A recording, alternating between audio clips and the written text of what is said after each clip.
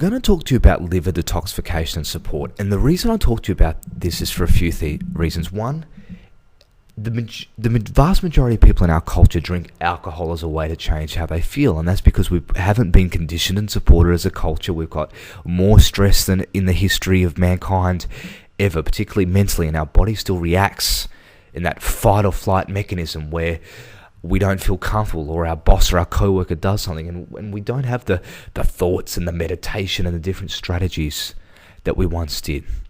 But alcohol isn't the only thing that strains the liver. If you've listened to some of the other videos, you'll know that there are hundreds and thousands of poisons that can affect people.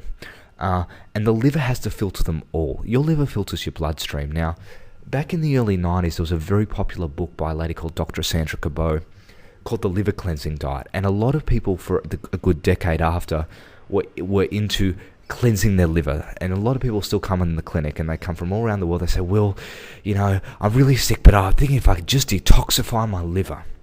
Now, detoxifying the liver is a beautiful thing to do. It may not be the best place to start because the liver filters the bloodstream, cleans out the impurities from the blood, and filters it through the liver. Now, this is brilliant, but the question is, where does it go once it's filtered by the liver? You remember there's 4 exit points out of the body. There's bowels, kidneys, respiration, and skin. Your liver exits through your bowels. So it's very important that we detoxify from your bowels and eliminate them while we do the liver. Otherwise, we may just throw you in a healing crisis where you start getting headaches and colds and flus and all sorts of unpleasant things because the body isn't eliminating.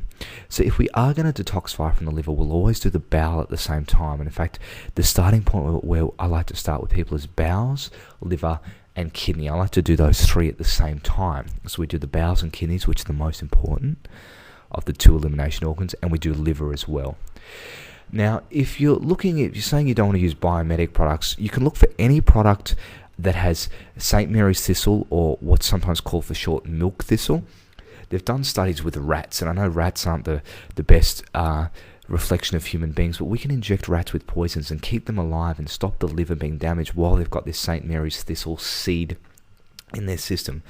There's many other herbs out there that will do the liver. There's dandelion root, which sometimes you can take as like a coffee, which will help.